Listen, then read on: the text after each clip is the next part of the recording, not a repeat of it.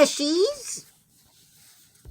Welcome, fellow cryptid enthusiasts and late-night snackers.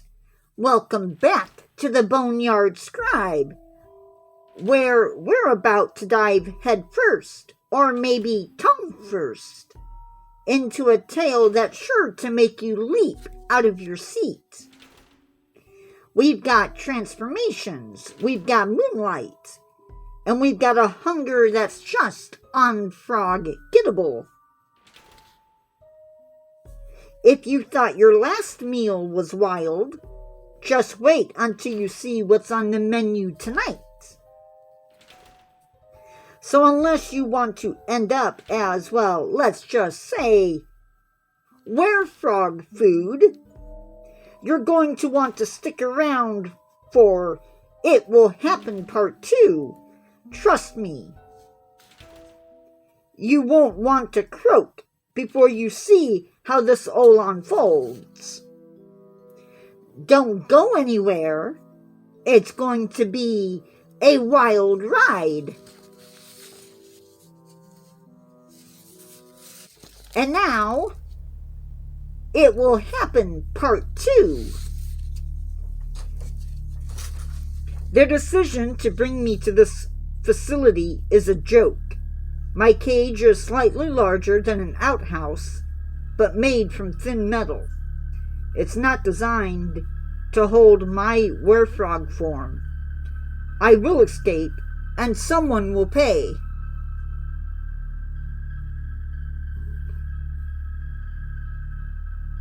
Are there any thundersticks also poorly designed? Do they not contain silver slugs? Are they prepared to take me down if need be? My frog form is not going to be contained within this cell. If Chad's werefrog form could clear 60 feet in one jump, then I certainly can. Tonight, the moon will be full again, and that means another change. I'll take another life, and there is little that can stop me. They are in for one heck of a surprise. To the best of my knowledge, none of these men have ever faced off with a beast like me. I already know that my frog self is brewing beneath my skin. I can feel it. I'm also feeling something else. There is a connection forming between me and the creature within me, even though this is only my second time being in his skin. The moon has risen. My body has already begun to change. I ache slightly less this time around. A guard walks in as I'm going through the last of my transformation. He seems oddly interested. He's within 6 feet of the cage. Much too close to where I am locked up. He shouldn't be that close to my cage, but since he is nearby, my frog self is going to take advantage of it. Now I am all frog, and I feel so strong. The werefrog expands its vocal sac and lets out a hellish croak. He rattles the cage at first, studies it before turning our attention to the guard. Our tongue flies from our mouth. It moves through the cage between the pieces of metal, striking the man on the arm. It then coils around the man's upper arm. That wasn't where we wanted our tongue to land, so we released our grip. He took advantage of being free to run. But that was the exact moment we launched our tongue out at him. He was again pulled backwards until he was finally close enough for a real attack. His head was pounded into the metal that made up this cell. With a loud, triumphant croak, the werefrog announced his kill. Then we began to focus again on the cage. We began to assault the cage. We carefully studied the cage as we focused our new kicks and blows on the metal that contained us. I could tell that the metal was beginning to buckle. As the metal gave, we knew that the time had come. We grabbed the metal and then used our strength to free us from the prison. We exited our cage and another guard approached us. He aimed his weapon, but he didn't fire. That might have been a mistake. We began our assault on him. We thrust our tongue out at the guard, our tongue wrapping around his upper arm. We then coiled our tongue around his arm and jerked him back towards us. The man was forced to move towards us. With another sharp tug of our tongue, his arm was removed with a loud pop. He screams in pain. The beast's hunger is about to be fulfilled. We moved by force, but then the guards arrived, so instead of fighting, we planned our escape. We scanned the warehouse for any place that could provide for our escape. We spotted an open door, and with our massive legs, within just two 60-foot leaps, we cleared the length of the small warehouse. Guards were at the door, but with an offensive kick, we knocked them down and exited the warehouse.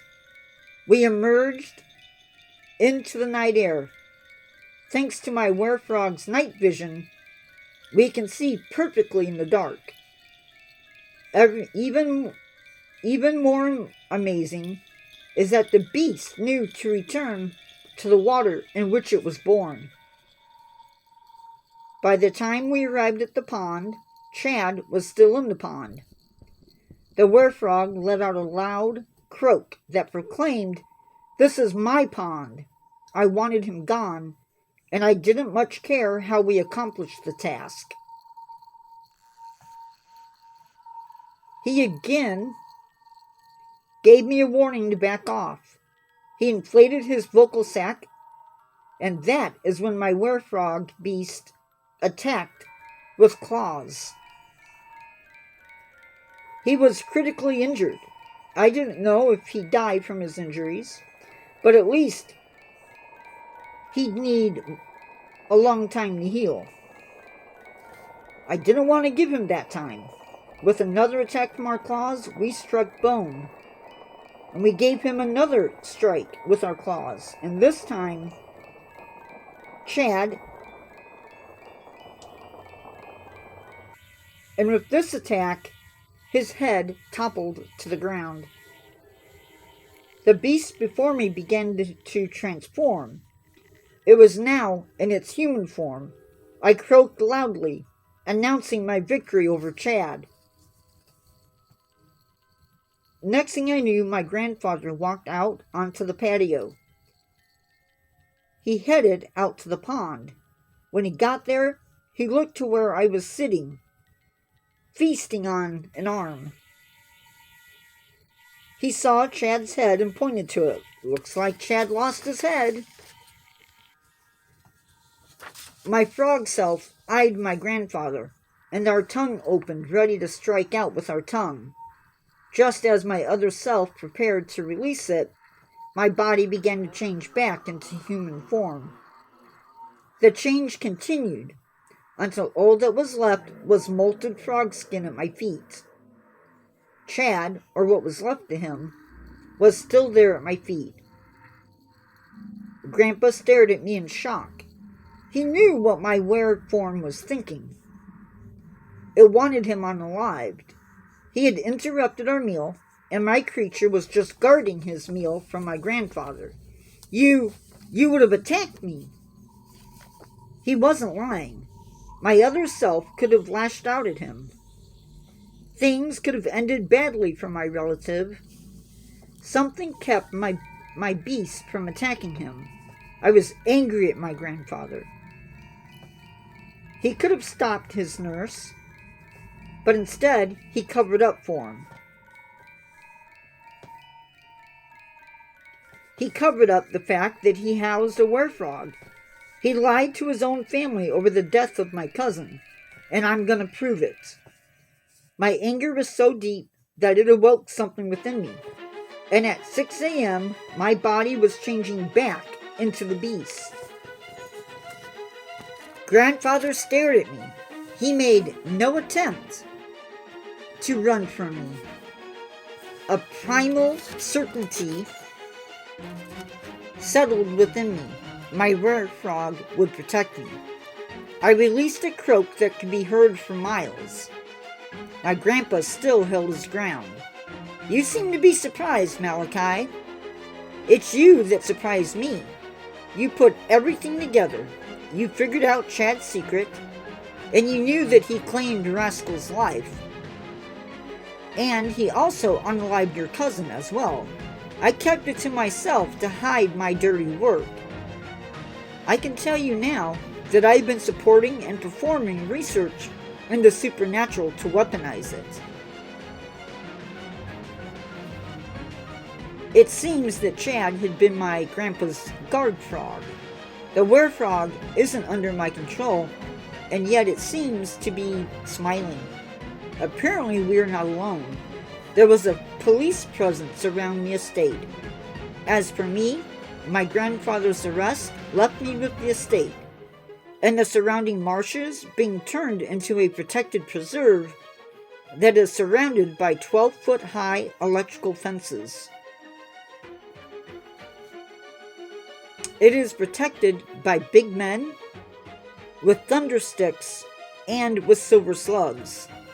If you enter the preserve somehow, you run the risk of meeting me or one of the guards. And you don't want to meet my other half, because once you enter my domain, you could end up being my frog's dinner. And that is the end.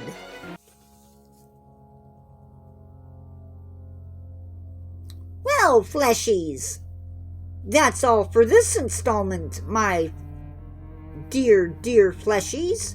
Hope you didn't croak from all the suspense. A special swampy thank you to Nature Guy X46 for, well, providing such natural inspiration. We couldn't have done it without your unique perspective on the food chain. Remember to keep those porch lights off, and maybe invest in some heavy-duty bug spray. You never know what's hopping around out there. From all of us here at the Boneyard Buffet, the Boneyard Scribe, goodbye from the Boneyard, Fleshies. Pleasant nightmares.